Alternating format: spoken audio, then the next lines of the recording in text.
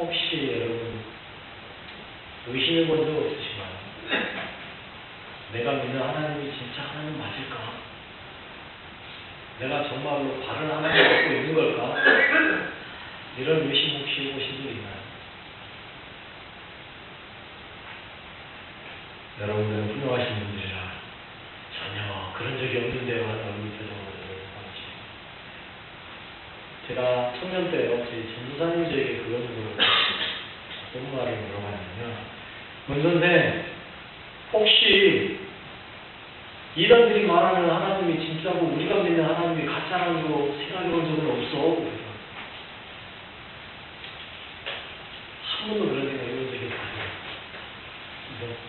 아니요 없는데요. 왜 우리가 믿는 하나님이 진짜 하나님이요? 왜 그들이 말하는 하나님이 가짜요?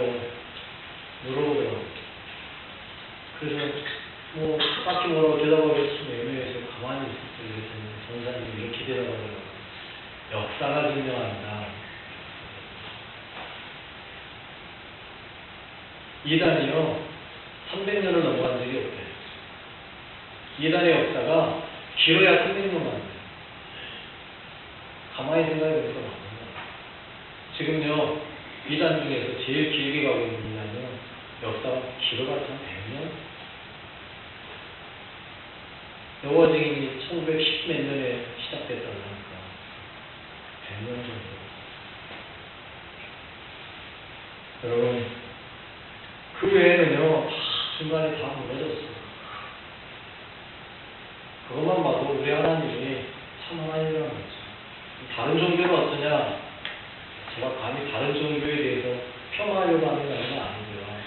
다른 종교들을 보면 그들의 말이 100% 진리가 아니라는 걸 발견할 수 있어요. 그걸 봐도 아 그건 아니구나. 멀리 갈 것도 없이 이슬람만 봐도 그들은 맨날 거짓말만 하고 있잖아요. 여러분 그것만 봐도 우리 하나님이 참된 하나님이시라는 사실을 믿을 수가 있습니다. 의심하지 마세요. 물론 살다가 의심될 때도 있습니다.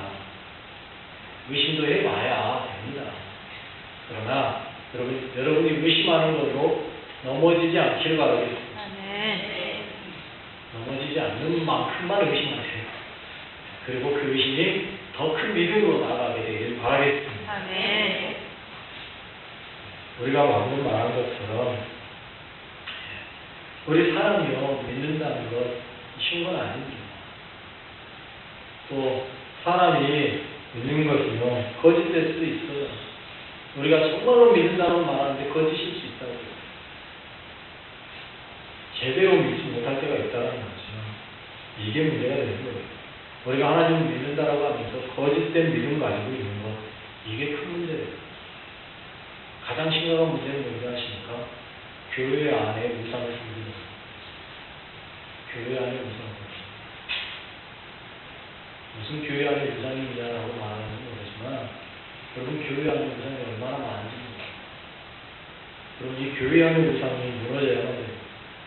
이 교회 안에 우상이 우리 안에 들어와서 그게 신앙화 되어버리면 이게 심각한 문제예요. 제가 볼 때 한국 교회가 참 힘들고 어려운 이유 중에 하나가 바로 교회 안에 있는 우상들이 역사하기 때문에 그렇습니다.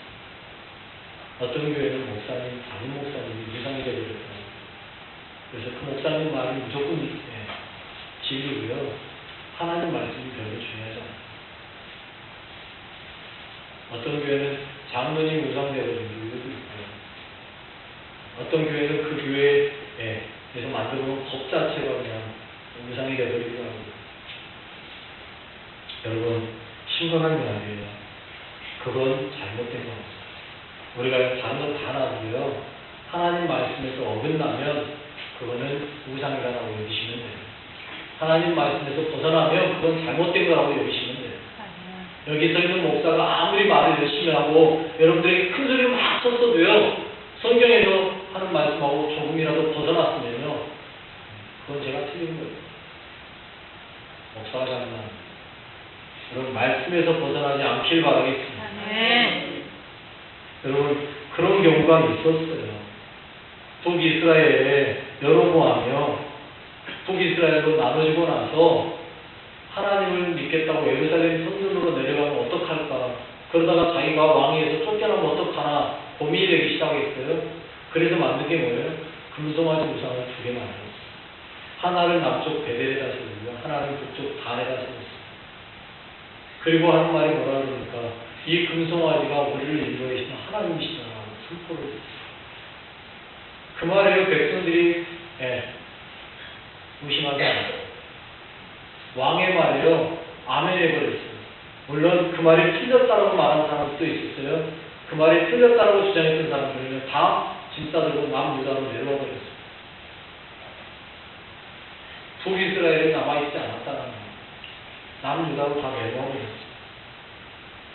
그로 인하여서 북이스라엘에서는요. 그 금송아지가 하나님이 되어버렸어요.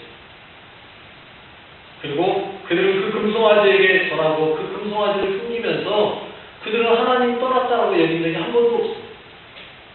그들의 머릿속에는요, 그 금송아지가 뭐예요? 그들을 인도하신 여호와 하나님이에요. 이게 신앙인 거예요. 그렇게 하다가 망하는 것이 북이스라엘이에요. 그런데 그게 북이스라엘로만 끝났느냐? 아니라는 거죠. 그 영향이 어디까지 왔어요? 남유다에까지 내려왔어요. 남유다에는 금송아지를 만들지는 않았지만 바알을 섬기기 시작했어요. 바알 신앙이 아합대에 오기 시작해갔어요.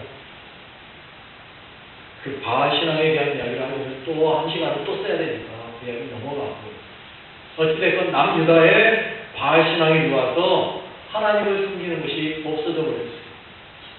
그래서 어떻게 됐습니까? 바벨론에 잡혀가기 시작했어요. 지금 저 에스겔 시대에는요, 바벨론에 포로로 잡혀가 있는 상황이에요.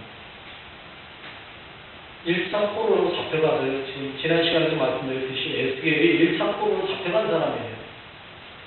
그런 그가 지금 놀라운 광경을 본 거죠. 어떤 광경이에요? 우상 숭배하는 광경. 오늘 본문의 이야기가 바로 그 이야기예요. 오늘 본문은 8장부터 해가지고요. 어찌 보면 10장까지 다 봐야 되는 거예요. 10장, 11장까지도 봐야 돼요. 그런데 다 볼 수 없으니까 8장 소두만 오늘 읽었습니다. 어떤 이야기인가요? 1절에 이렇게 이야기하고 있습니다. 여섯째 달 초닷새에 나는 집에 앉았고 유다의 장로들은 내 앞에 앉아있는데 주 여호와의 권능이 거기에서 내게 내리고 여섯째에 포로로 잡혀온 지 여섯째라는 이야기예요. 그가 자기 집에 앉아있었어요. 바벨론입니다. 그런데 그 자리에 유다의 장로들이 찾아왔어요. 자기 집에 찾아와서 에스겔이 여기 앉아있으면 그 앞에 딱 장로들이 줄줄이 앉았단 말이죠. 그 상황에서 하나님께서 에스겔을 데려가는 거예요. 장로들이 앉아있는 상황에서. 목사님 이게 어떻게 말이 됩니까? 저에게 그런 거 따지지 마세요.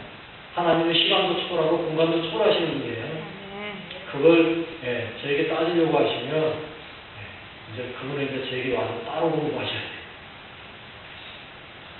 여러분 그래서 어떻게 합니까? 데려갑니다. 어떻게 데려갑니까? 3절에 이렇게 이야기해요.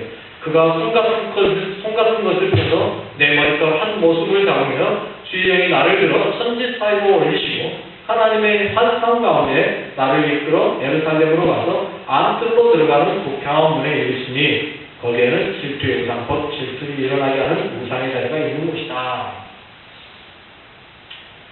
선지자 노릇하기 참 힘들어요. 여러분, 에스겔을 어떻게 데려가요? 바벨론 땅에서 예루살렘까지요.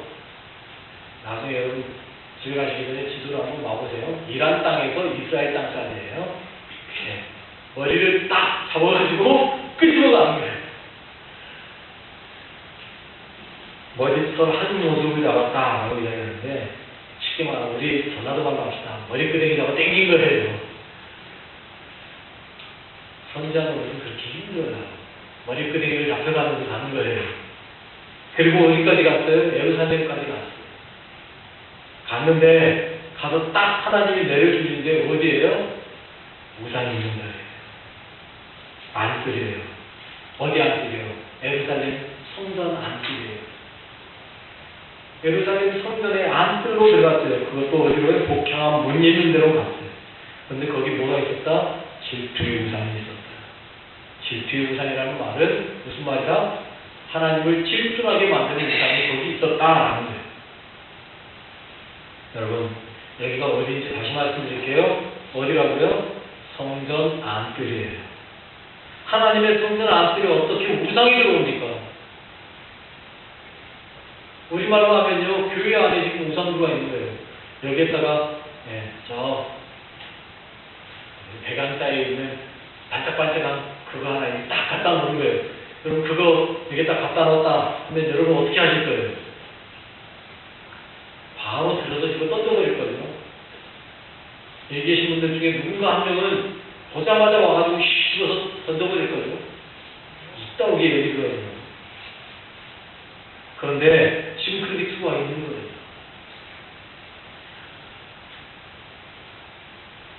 오절을 그렇게 이야기해요. 그가 내게 이르시되 인자야 이제는 눈을 들어 북쪽을 바라보라 하시기로 내가 눈을 들어 북쪽을 바라보니 제단문 어디 북쪽에 그 질투의 우상이 있더라. 제단문 북쪽에 질투의 우상이 있었다. 믿을 수 없는 이야기죠. 기가 막힌 이야기예요. 어떻게 하나님의 성전에 우상이 들어가 있을지. 그런데 지금 이스라엘 백성들, 유다 사람들이 그렇게 하고 있다는 거예요. 언제요? 바벨론의 포로로 잡혀가 있는 상황에서도 성전에서는 지금 그렇게 하고 있다는 거예요. 그런데요, 더 놀라운 모습이 뭔지 아세요? 저는요, 이 4절 말씀이 이해가 안 가요. 4절 말씀이 이렇게 이야기해요. 이스라엘 하나님의 영광이 거기에 있는데 내가 들에서 본 모습과 같구나. 그 우상이 들어와 있는데도 불구하고 하나님의 영광은 어디 있어요? 아직 그 성전이 남아있어요. 참 하나님 죄송합니다. 이렇게 표현해도 되는지 모르겠어요. 옷이라도 참 넓으셔요. 어떻게 거기에 계실 수가 있어요? 우상이 있는 그 자리에.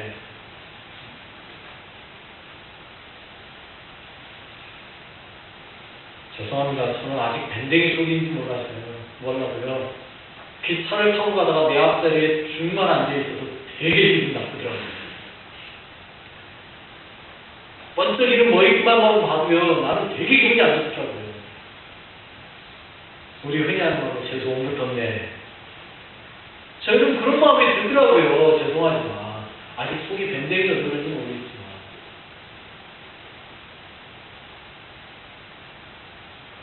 그런데 하나님은요, 그 우상이 있는 그 성전에 여전히 그 영광이 거기에 있다라고 말하고 있습니다. 여러분, 왜 그러겠습니까? 거기에 계시고 싶어서 계신 게 아니에요. 에스겔에게 그걸 보여주려고 일부러 지금 아직 계시고 있는 거예요. 그 성전에. 제가 왜 이렇게 이야기하는지 보시면 알아요. 그렇게 하면서 주님께서 뭐라고 해요? 6절에요. 그가 또 내게 이르시되 인자야 이스라엘 족속이 행하는 일을 보느냐. 그들이 여기서 크게 가증한 일을 행하여 나로 내 성소를 멀리 떠나게 하느니라. 너는 다시 다른 큰 가증한 일을 보리라. 야, 봤냐? 저것들이 나를 여기서 쫓아낸다야. 하나님의 영광이 아직 거기 머물고 있지만 우상이 들어오는 순간부터 하나님의 마음이 뭐예요? 야, 저것들이 나를 쫓아낸다. 하나님이 떠나고 싶어서 떠나려고 하는 게 아니라 누가요? 이스라엘 백성들이, 유대인들이 하나님을 쫓아내고 있다는 거예요. 또 밀어내고 있어요. 하나님 나가세요. 하나님 제발 여기에서 좀 나가세요. 밀어내고 있다는 거예요. 안타까운 거예요. 하나님을 또 밀고 있어요. 그런데 하나님이 그렇게 말한 이유는 다른 큰 가증한 일을 볼 거야 하시고 또 데려가요. 그리고 어떻게 해요?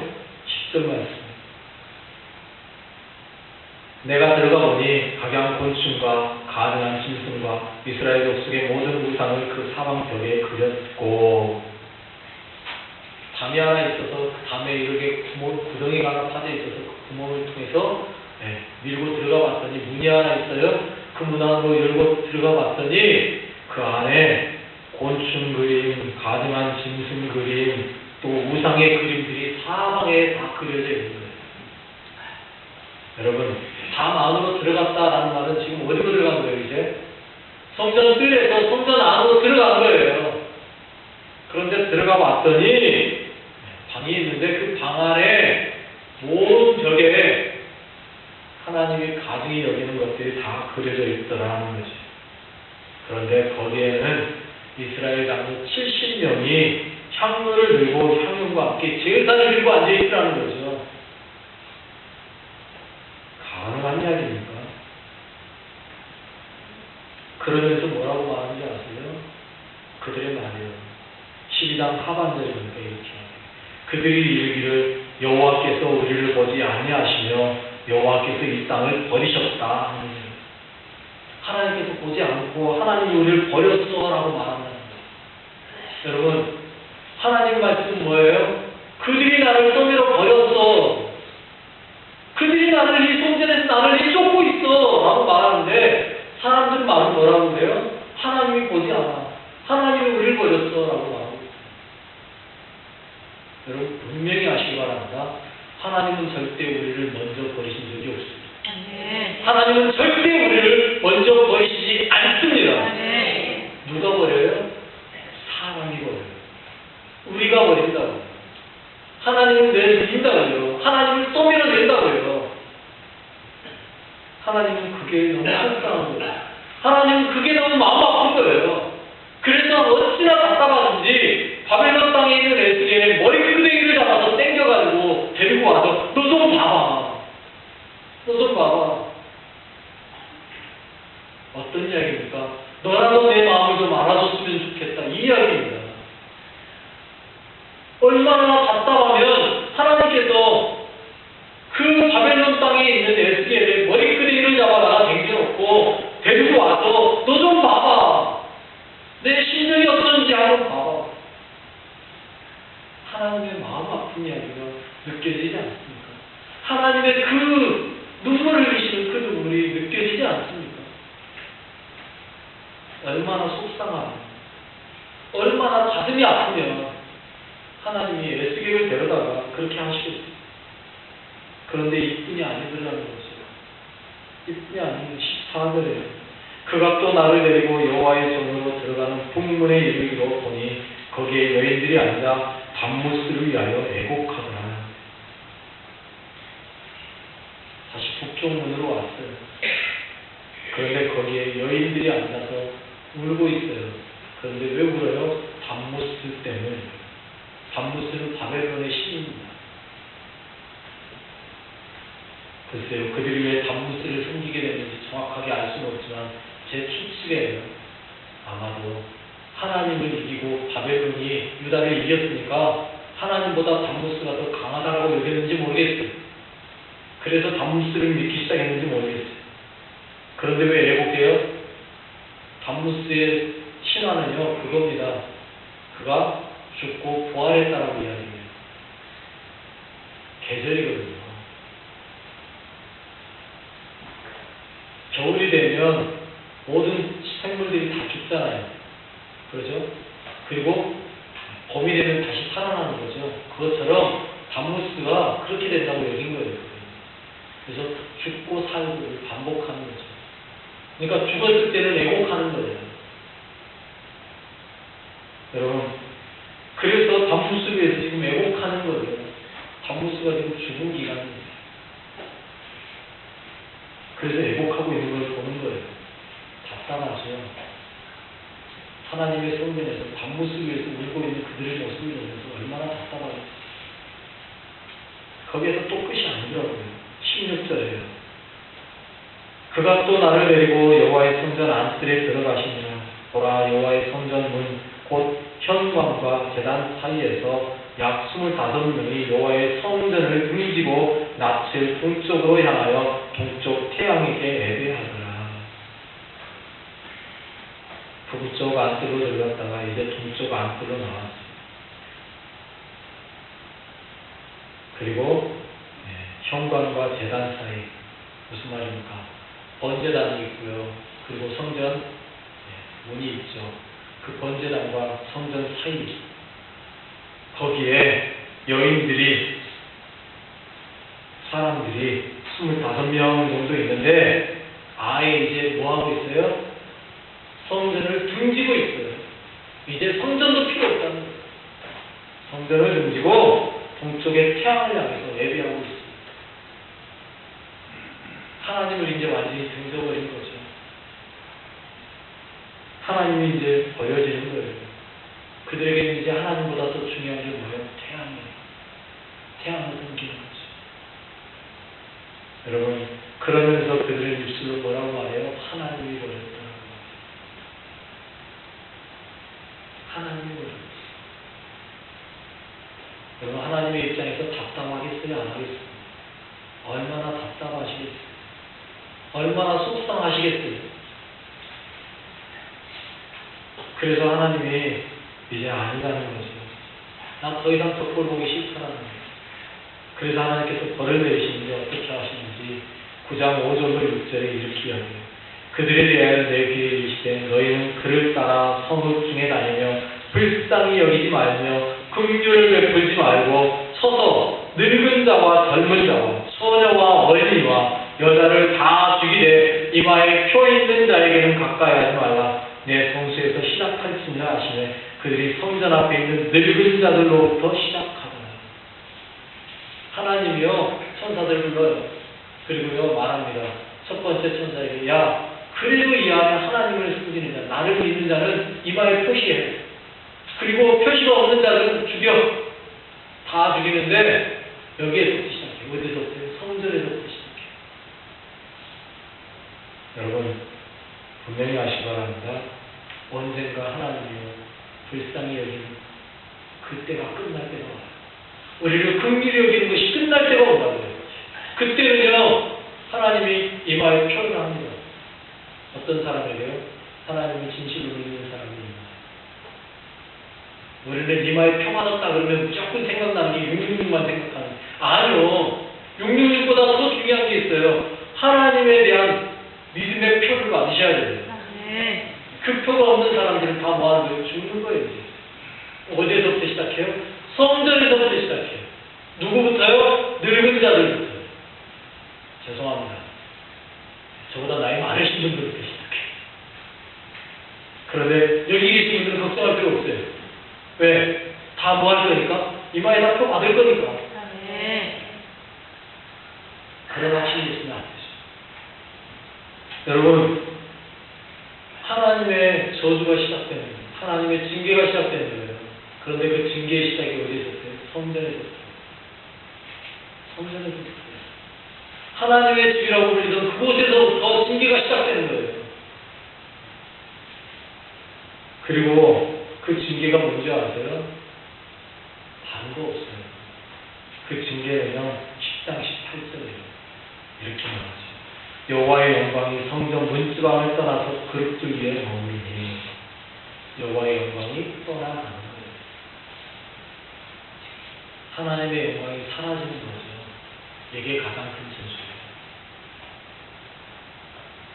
여러분 죽는 게 저주가 아닙니다. 이 땅에서 죽는 게 저주입니까? 아니요. 이 땅에서 죽는 순간 우리는 어디로 가는 거예요? 하나님 나라로 가는 거예요. 뭐가 저주예요? 이게? 오히려 축복이지. 이 땅에서 사라지고 하나님 나라로 가는 것, 저는 그건 저주가 아니라고 봐요. 축복이죠.